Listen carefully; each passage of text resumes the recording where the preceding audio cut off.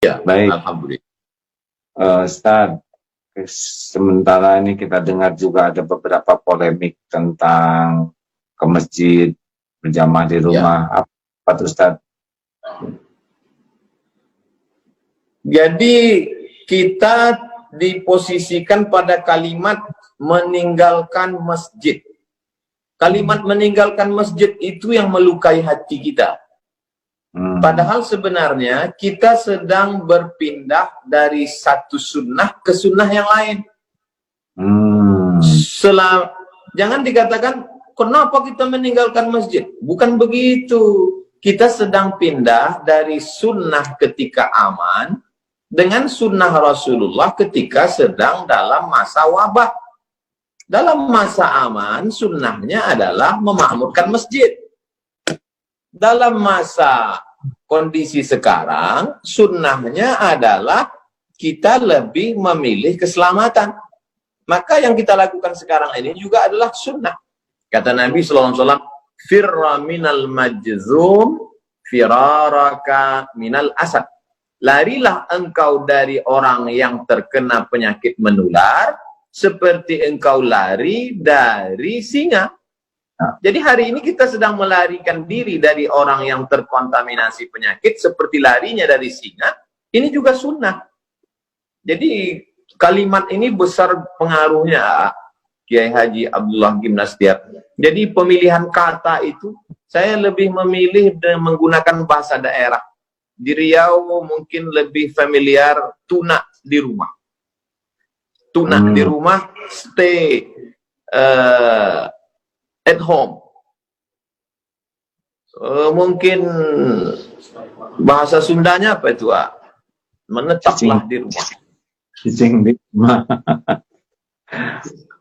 Nah, jadi Cicing. Ini jawaban yang indah ya. Kita bergerak dari satu sunnah ke sunnah lain. Ada yang mengucapkan gini, Ustadz, saya sih jangan takut oleh virus. Kami tidak takut oleh virus, tapi takut kepada Allah, sehingga tetap memaksakan untuk ke masjid. Bagaimana pendapat Ustadz tentang perkataan itu? Kami tidak takut ke virus, kami hanya takut ke Allah. Itu satu sisi ada sombongnya. Kita bisa masuk dalam takbur.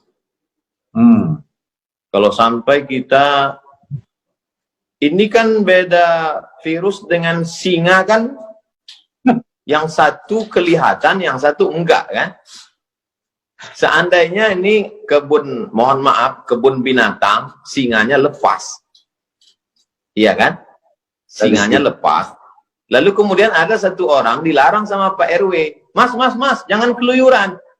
Lalu dia mengatakan, saya hanya takut pada Allah. Tidak takut ke singa gitu ya. Jadi kita dalam Islam diajarkan, Ahlus Sunnah wal Jamaah mengajarkan kita untuk ikhtiar, ada usaha, bahwa kemudian terjadi, berarti kita beriman kepada rukun iman yang keenam, takdir baik, takdir buruk. Tapi sebelum itu ada usaha ikhtiar, dan usaha itu sunnah. Jadi yang kita lakukan hari ini sunnah. Kami tinggal di Pulau Sumatera, Provinsi Riau, 50 menit dari Kuala Lumpur. Sampai hari ini kita tidak lockdown. Dan pesawat dari Kuala Lumpur masuk 2 kali satu hari, pesawat pagi, pesawat siang. Bagaimana kalau ada penumpang itu yang datang, dia terkontaminasi, lalu dia datang ke masjid, dia menginjakkan kaki, dia bersin batu di tempat wudhu, dia bersalaman. Kecuali misalnya kita sudah lockdown. Lalu kemudian tidak ada pesawat satupun yang masuk, semua pintu kota ditutup, yang buka hanya kantor polisi dan tentara untuk pengamanan, dan supermarket, tempat belanja, dan semua sudah dicek, semuanya sehat. Dan di pintu masjid ada detektor, kalau ada satu virus, detektornya bunyi. Itu bisa kita tetap melaksanakan sholat berjamaah dengan sholat Jumat. Ini sekarang kita tidak tahu siapa yang membawa. Saya sendiri tidak yakin bahwa saya steril.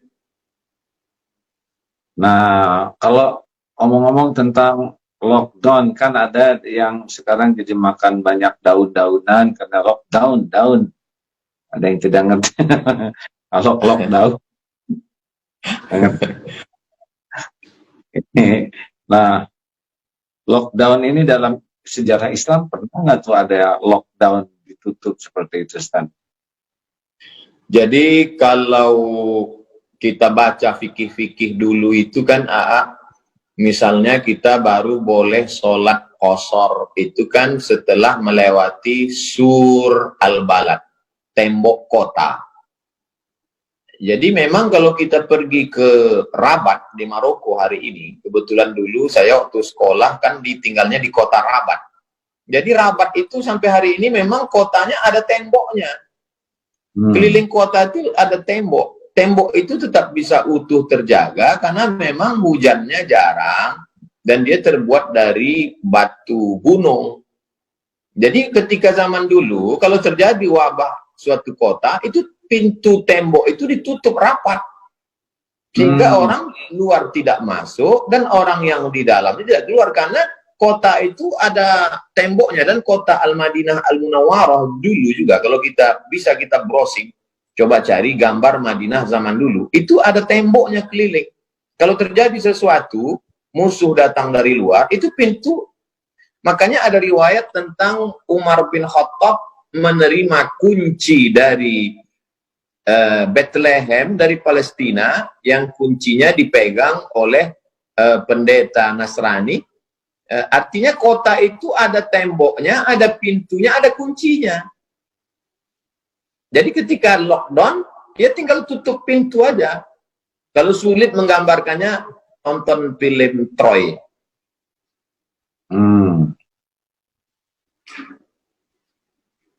Film Troy? Ya, jadi, kebayang. Ini sudah pernah terjadi juga yang seperti ini, jadi tidak. Ya. Ustaz, jadi zaman dulu ketika terjadi sesuatu, mereka tinggal lockdown aja, tutup pintu kota, orang luar nggak boleh masuk, orang dalam nggak boleh keluar, selesai. Cuman kita sekarang kan ada kereta api, ada bis, ada akses jalan banyak. Jadi zaman dulu mereka lebih mudah untuk lockdown. Iya. Baik.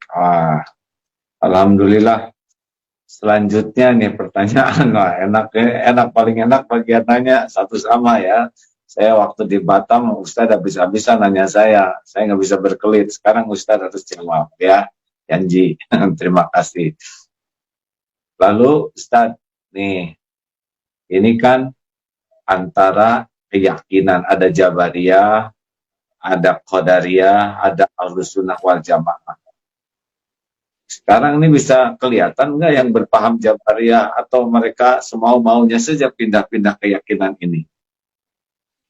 Yang selama ini mengaku Ahlus Sunnah, mulutnya berkata Ahlus Sunnah, justru sekarang bisa kelihatan dia Jabariyah.